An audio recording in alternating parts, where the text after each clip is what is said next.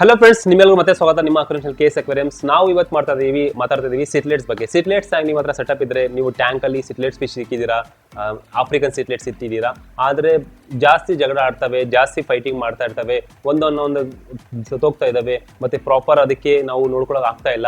ಒಂದಿನ ಬರ್ತಾ ಫಿಶಸ್ ಕಮ್ಮಿನೇ ಆಗ್ತಾ ಇರುತ್ತೆ, ಒಂದು ಸತ್ತೋಗ್ತಾರೆ, ಒಂದು ವಾರಕ್ಕೊಮ್ಮೆ ಸತ್ತೋಗ್ತಾ ಇರುತ್ತೆ. ಯಾವ ತರ ಈ ತರ ಆಗುತ್ತೆ, ಮತ್ತೆ ಯಾವ ತರ ನಾವು ಇದನ್ನ ಪ್ರಾಪರ್ ಕೇರ್ ಮಾಡ್ಬೋದು.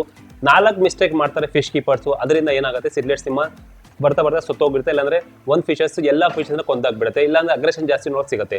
ಸೊ 4 ಮಿಸ್ಟೇಕ್ ನಾವು ಇವತ್ತು ಮಾತಾಡ್ತೀವಿ. ಆ 4 ಮಿಸ್ಟೇಕ್ ನೀವು ಅವಾಯ್ಡ್ ಮಾಡಿದ್ರೆ ನಿಮ್ಮ ಫಿಶಸ್ ಹೆಲ್ತಿ ಆಗಿರುತ್ತೆ, ಮತ್ತೆ ನಿಮ್ಮ ಸಿಟ್ಲೆಟ್ ಟ್ಯಾಂಕ್ಸು 2 ವರ್ಷ ಆದ್ರೂ ಹೆಲ್ತಿ ಮತ್ತೆ ಆಕ್ಟಿವ್ ಆಗಿರುತ್ತೆ. ನಾನು 1.5 ವರ್ಷ ಆಯಿತು ಈ ಸೆಟಪ್ ಮಾಡಿ, ಇನ್ನೂ ಕೂಡ ನಮ್ಮ ಸಿಟ್ಲೆಟ್ಸ್ ಆಕ್ಟಿವ್ ಆಗಿದೆ, ಹೆಲ್ತಿ ಆಗಿದೆ, ಸ್ವಲ್ಪ ದೊಡ್ಡದಾಗ್ಬಿಟ್ಟಿದೆ ನೋಡ್ಬೋದು. ಸೊ 1ನೇ ಮಿಸ್ಟೇಕ್ ಏನು ಮಾಡ್ತಾರೆ ಅಂದರೆ ಟ್ಯಾಂಕ್ ಅಲ್ಲಿ ಹೈಡಿಂಗ್ ಪ್ಲೇಸ್ ಇಡೋದಿಲ್ಲ.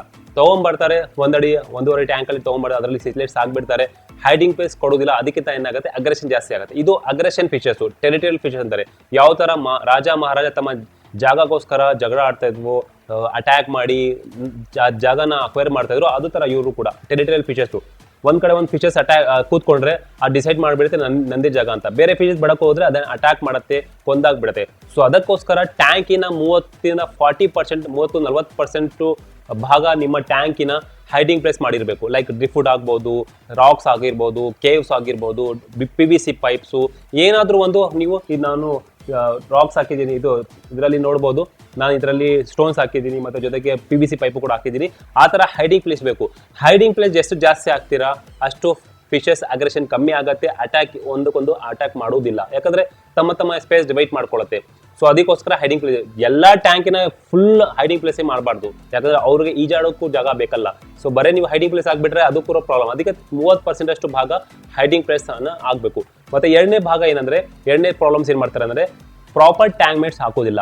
ಒಂದು ಚಿಕ್ಕದಿರುತ್ತೆ ಮೀನು, ಒಂದು ದೊಡ್ಡದಿರುತ್ತೆ. ಆವಾಗ ಚಿಕ್ಕದಿರೋದ್ ಮೀನನ್ನ ದೊಡ್ಡ ಮೀನು ಯಾವಾಗಲೂ ಅಟ್ಯಾಕ್ ಮಾಡ್ತಾ ಇರುತ್ತೆ, ಚೇಸ್ ಮಾಡ್ತಾ ಇರುತ್ತೆ. ಸೊ ಅದಕ್ಕೋಸ್ಕರ ಅವರೇಜ್ ಸೈಜ್ ಅಂದ್ರೆ ಅವರೇಜ್ ಸೈಜ್ ಇರಬೇಕು, ಒಂದಕ್ಕೊಂದು ಸ್ವಲ್ಪ ಸೈಜ್ ನೋಡ್ಕೊಂಡ್ರೆ ಪರವಾಗಿಲ್ಲ, 2 ಸೇಮ್ ಸೈಜ್ ಇರಬೇಕು. ಆ ತರ ಒಂದು ಚಿಕ್ಕ ಮೀನು ದೊಡ್ಡ ಮೀನು ಆಗ್ಬಿಟ್ರೆ ದೊಡ್ಡ ಮೀನು ಯಾವಾಗಲೂ ಚಿಕ್ಕ ಮೀನು ಕೊಂದಾಗ್ಬಿಡುತ್ತೆ, ಇಲ್ಲ ತಿಂದಾಗ್ಬಿಡುತ್ತೆ, ಅಂದ್ರೆ ಯಾವಾಗಲೂ ಅಟ್ಯಾಕ್ ಮಾಡ್ತಾನೆ ಇರುತ್ತೆ. ಸೊ ಅದಕ್ಕೋಸ್ಕರ ಅವರೇಜ್ ಸೈಜ್ ಟ್ಯಾಂಕ್ ಮೇಸ್ ಹಾಕ್ಲೇಬೇಕು. ಇಲ್ಲಿ ನೋಡಿ, ನಾವು ಎಲ್ಲ ಅವರೇಜ್ ಸೈಜ್ ಹಾಕಿರೋದ್ರಲ್ಲಿ ಒಂದಕ್ಕೂ ಒಂದು ಸೈಜ್ ನೋಡಿದ್ರೆ ಸ್ವಲ್ಪ ನೋಡ್ಕೊಂಡು ಹೇಳ್ಬೋದು, ಪರವಾಗಿಲ್ಲ ಒಂದೇ ತರ ಕಾಣ್ತಿದ್ರೆ.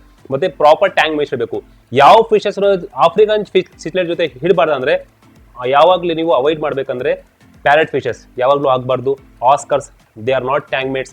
ಮತ್ತೆ red devil cichlids, they are not tank mates. ಮತ್ತೆ ದೊಡ್ಡ ಆಫ್ರಿಕನ್ ಸಿಟ್ಲೆಟ್ಸ್ ಯಾವುದು ಈ ತರ ಸಿಟ್ಲೆಟ್ಸ್ ಆಗಬಾರ್ದು, ಯಾಕಂದ್ರೆ ಅದು ಒಂದಕ್ಕೊಂದು ಒಂದು ಟ್ಯಾಂಕ್ ಅಲ್ಲಿ ಇಡೋದಿಲ್ಲ, ಅಟ್ಯಾಕ್ ಮಾಡುತ್ತೆ. ಯಾವ ಪೀಸ್ಫುಲ್ ಟ್ಯಾಂಕ್ ಮೇಟ್ಸ್ ಅಂದ್ರೆ ಸೆವೆರಮ್ಸ್ ಆಗ್ಬೋದು, ಜಿಯೋಫೆಗಸ್ ಆಗ್ಬೋದು, ಮತ್ತೆ ಸೆನೆಗಲ್ಸ್ ಫಿಶಸ್ ಆಗ್ಬೋದು. ಅದ್ ಬಿಟ್ರೆ ನೀವು ಫೈರ್ ಮೌತ್ ಆಗ್ಬೋದು. ಅದ್ ಬಿಟ್ರೆ ನೀವು ಕೆಲವೊಮ್ಮೆ ಅವರೇಜ್ ಸೈಜ್ ಇರುವ ಟ್ಯಾಂಕ್ ಮೇಟ್ಸ್ ಲೈಕ್ ಕ್ರಿಬೆನ್ಸಿಸ್ ಎಲ್ಲ ಈ ತರ ಪೀಸ್ಫುಲ್ ಟ್ಯಾಂಕ್ ಮೇಟ್ಸ್ ಇಕ್ಕಿದ್ರೆ ಇದು ಜಗಳ ಕಮ್ಮಿ ಆಗುತ್ತೆ. ಇಲ್ಲಾಂದ್ರೆ ಏನಾಗುತ್ತೆ ಅಂದ್ರೆ ಯಾವ ತರ ಒಂದು ಕಾಲೋನಿಯಲ್ಲಿ ಜಗಳ ಆಡ್ತಾ ಇರುತ್ತೆ, ನೀರಿಗೋಸ್ಕರ ಏನಾದ್ರು ಕಸ ಹಲ್ಲಾಗ್ಬಿಟ್ಟ ಅಂತ, ಕಸ ನಮ್ಮನೆ ಮುಂದೆ ಬಂದ್ಬಿಟ್ಟು ಅಂತ, ಯಾವ ತರ ಜಗಳ ಆಡ್ತಾರೆ ಇವರು ಕೂಡ ಜಗಳನೇ ಆಡ್ತಾ ಇರ್ತಾರೆ. ಅದಕ್ಕೆ ಪ್ರಾಪರ್ ಟ್ಯಾಂಕ್ ಸೆಟಪ್ ಮೇಟ್ ಕೊಟ್ಬಿಟ್ರೆ ಜಗಳ ಯಾವಾಗಲೂ ಕಮ್ಮಿ ಆಗಿರುತ್ತೆ. ಮತ್ತೆ 4ನೇದು ಮಿಸ್ಟೇಕ್ ಏನ್ ಮಾಡ್ತೇನೆ, ಮೇಲ್ಗಡೆ ಯಾವಾಗಲೂ ಟ್ಯಾಂಕಿನ ಕ್ಯಾಪ್ ಯಾವಾಗಲೂ ಮುಚ್ಚಲಿರಬೇಕು. ಮುಚ್ಚಲ ಇರತ್ತಲ್ಲ ಟ್ಯಾಂಕಿನ ಯಾವಾಗಲೂ. ಇದು ಇವಾಗ ಓಪನ್ ಆಗಿದೆ, ಯಾಕಂದ್ರೆ ವಿಡಿಯೋ ಮಾಡ್ತಾ ಇದೀನಿ ಅದಕ್ಕೋಸ್ಕರ. ಇಲ್ಲಾಂದ್ರೆ ನನ್ನ ಶೀಟ್ಸ್ ಇದೆ ಮೇಲ್ಗಡೆ, ಪ್ಲೇಔಟ್ ಶೀಟ್, ಅದಾಗ್ಬಿಡ್ತೀನಿ. ಯಾವಾಗಲೂ ಮುಚ್ಚಲ ಹಾಕಿರಲೇಬೇಕು. ಮತ್ತೆ ಆಕ್ಸಿಜನ್ ಸಪ್ಲೈ ಜಾಸ್ತಿ ಕೊಡಬೇಕು. ಆಕ್ಸಿಜನ್ ಸಪ್ಲೈ ಕಮ್ಮಿ ಇದ್ರೂ ಮೇಲ್ಗಡೆ ಹಾಕಿ ಗ್ಯಾಸ್ಪಿಂಗ್ ಮಾಡ್ತಾ ಇರ್ತಾರೆ, ಮತ್ತೆ ಸತ್ತೋಗ್ಬಿಡುತ್ತೆ. ಮತ್ತೆ ರೆಗ್ಯುಲರ್ ವಾಟರ್ ಚೇಂಜಸ್ ಮಾಡಲೇಬೇಕು. ವಾರಕ್ಕೊಮ್ಮೆ 30-40% ವಾರಕ್ಕೆ ಚೇಂಜ್ ಮಾಡಲೇಬೇಕು, ಇಲ್ಲಾಂದ್ರೆ ಅಮ್ಮೋನೆ ಜಾಸ್ತಿ ಆಗ್ಬಿಡುತ್ತೆ. ಅಮ್ಮೋನೆ ಜಾಸ್ತಿ ಆಗ್ಬಿಟ್ಟು red spot, black spot fish ಮೇಲೆ ಆಗ್ಬಿಡುತ್ತೆ. ಆಮೇಲೆ ಫಿಶ್ ಸಿಕ್ ಆಗಿ ಸತ್ತೋಗ್ಬಿಡುತ್ತೆ. ಸೊ ಅದಕ್ಕೋಸ್ಕರ ನೀವು ಹೆಲ್ತ್ ಇಶ್ಯೂನ ನೋಡ್ಕೊಬೇಕು. ಮತ್ತೆ ಯಾವಾಗಲೂ ಹೀಟರ್ ಆನ್ ಮಾಡಲೇಬೇಕು, ಯಾಕಂದ್ರೆ ಇದು ವಾರ್ಮ್ ವಾಟರ್ ಫಿಶ್, ಇದು ಕೋಲ್ಡ್ ವಾಟರ್ ಫಿಶ್ ಇಲ್ಲ. ಕೋಯಿಲ್ ಫಿಶ್ ತರ, ಗೋಲ್ಡ್ ಫಿಶ್ ತರ, ಮೌಲಿ ಫಿಶ್ ತರ ವಿತೌಟ್ ಹೀಟರ್ ಇಡಕ್ ಮೀನು ಅಲ್ಲ ಇದು. ಯಾಕಂದ್ರೆ ಇದು ಆಫ್ರಿಕನ್ ಸಿಟ್ಲೆಟ್, ಎಲ್ಲಿಂದ ಬರುತ್ತೋ ಅಲ್ಲಿ ಯಾವಾಗ್ಲೂ ನೀರು ಸ್ವಲ್ಪ ವಾರ್ಮ್ ಆಗಿರುತ್ತೆ. ಸೊ ಅದಕ್ಕೋಸ್ಕರ ಆ ತರ ಇಲ್ಲಿ ಮಿಮಿಕ್ ಮಾಡಬೇಕು. ಹೀಟರ್ ಯಾವಾಗಲೂ ಆನ್ ಮಾಡಿರ್ಬೇಕು. ಸಮ್ಮರ್ ಸೀಸನ್ ಅಲ್ಲಿ, ಬಿಸಿಲು ಕಾಲದಲ್ಲಿ ಬೇಕಾದ್ರೆ ನೀವು ಆಫ್ ಮಾಡಬಹುದು, ಮಿಕ್ಕಿದ ಎಲ್ಲ ಕಾಲದಲ್ಲಿ ನೀವು ಹೀಟರ್ ಹಾಕ್ಲೇಬೇಕು. ಸೊ ಈ 4 ಮಿಸ್ಟೇಕ್ಸ್ ನೀವು ಅವಾಯ್ಡ್ ಮಾಡಿದ್ರೆ ನಿಮ್ಮ ಸಿಟ್ಲೆಟ್ಸ್ ಯಾವಾಗಲೂ ಹ್ಯಾಪಿ ಆಗಿರುತ್ತೆ, ಹೆಲ್ತಿ ಆಗಿರುತ್ತೆ, ಮತ್ತೆ ಅಗ್ರೆಷನ್ ಕಮ್ಮಿ ಆಗುತ್ತೆ. ಇಲ್ಲ ಅಂದ್ರೆ ಏನಾಗುತ್ತೆ, ಬೆಳಿಗ್ಗೆ ನೋಡಿದ್ರು ಜಗಳ ಆಡ್ತಾ ಇರ್ತಾರೆ ಫಿಶಸ್, ಮಧ್ಯಾಹ್ನ ನೋಡಿದ್ರು ಜಗಳ ಆಡ್ತಾ ಇರ್ತದೆ, ಮನೆ ಕೆಲಸಕ್ಕೆ ಬಂದ್ರು ಒಂದಕ್ಕೊಂದು ಫಿಶಸ್ ಕೊಂದಾಗ್ತಾ ಇರುತ್ತೆ, ಮತ್ತೆ ಚೇಸ್ ಮಾಡ್ತಾ ಇರುತ್ತೆ. ಯಾವಾಗಲೂ ಅದು ಕಮ್ಮಿನೇ ಆಗೋದಿಲ್ಲ. ಸೊ ಅದಕ್ಕೋಸ್ಕರ ಈ 4 ಟ್ಯಾಂಕ್ ಮೇಟ್ಸ್, ಈ 4 ನೀವು ಮಿಸ್ಟೇಕ್ನ ಅವಾಯ್ಡ್ ಮಾಡ್ಕೊಂಡು ನಿಮ್ಮ ಫಿಶಸ್ ಹೆಲ್ತಿ ಆಗಿರುತ್ತೆ, ಆಕ್ಟಿವ್ ಆಗಿರುತ್ತೆ, ಮತ್ತೆ ಅಗ್ರೆಷನ್ ಕಮ್ಮಿ ಆಗುತ್ತೆ. ಇಲ್ಲಾಂದ್ರೆ ಬರ್ತಾ ಒಂದು ಟ್ಯಾಂಕ್ ಮೇಟ್ಸ್, ಒಂದು ಫಿಶಸ್ ಎಲ್ಲಾನು ಕೊಂದಾಗ್ಬಿಡುತ್ತೆ. ಆಮೇಲೆ ಒಂದಿನ ಬರುತ್ತೆ ನಮಗೆ ಸಿಟ್ಲೆಟ್ಸೇ ಬೇಡಪ್ಪ, ಸರಿಯಾಗಿ ಇರೋದಿಲ್ಲ ಅಂತ ಬೇರೆ ಏನಾದರೂ ತೊಗೊಂಡ್ಬರ್ತೀರಾ. ಯಾಕಂದ್ರೆ ಪ್ರಾಪರ್ ಸೆಟಪ್ ಕೊಡುವುದಿಲ್ಲ, ಪ್ರಾಪರ್ ಅದಕ್ಕೆ ಇನ್ನೊಂದು ಹೇಳಕ್ ಮರ್ಬಿಟ್ಟೆ, ಮೂರು ಅಂತ ಹೇಳ್ಬಿರ್ಬೋದು. 4ನೇದು ಫೀಡಿಂಗ್ ಟೈಮ್ ಟು ಟೈಮ್ ಕೊಡಬೇಕು. ಯಾಕಂದ್ರೆ ಫೀಡಿಂಗ್ ಕೊಟ್ಟಿಲ್ಲ ಅಂದ್ರೆ ಹಸಿ ಇರುವಾಗ ಏನಾಗುತ್ತೆ, ಇದು ಒಂದಕ್ಕೊಂದು ಅಗ್ರೆಷನ್ ಜಾಸ್ತಿ ತೋರಿಸ್ತಾರೆ. ಸೊ ಅದಕ್ಕೆ ಟೈಮ್ ಟು ಟೈಮ್ ಫೀಡಿಂಗ್ ಮಾಡಲೇಬೇಕು. ಬೆಳಗ್ಗೆ ಒಂದು ಸಮಯ ಟೈಮು, ನೈಟ್ ಒಂದು ಟೈಮು, ನೀವು ಬೆಳಿಗ್ಗೆ 8 ಗಂಟೆಗೆ, ನೈಟ್ಗೆ 8 ಗಂಟೆಗೆ, ಬೆಳಿಗ್ಗೆ ಅಂದ್ರೆ ಬೆಳಿಗ್ಗೆ 10 ಗಂಟೆಗೆ, ನೈಟ್ 10 ಗಂಟೆಗೆ, ಇಲ್ಲಾಂದ್ರೆ ಬೆಳಿಗ್ಗೆ 12 ಗಂಟೆಗೆ, ರಾತ್ರಿ 12 ಗಂಟೆಗೆ, ಈ ತರ ಸರ್ ನೀವು ಟೈಮ್ ಫಿಕ್ಸ್ ಮಾಡಿಕೊಂಡು ಡೈಲಿ 2 ಟೈಮ್ ಫೀಡ್ ಮಾಡಲೇಬೇಕು. 3 ಟೈಮ್ ಫೀಡ್ ಮಾಡಿದ್ರು ಓಕೆ, ಆದರೆ ಮಸ್ಟ್ 2 ಟೈಮ್ಸ್.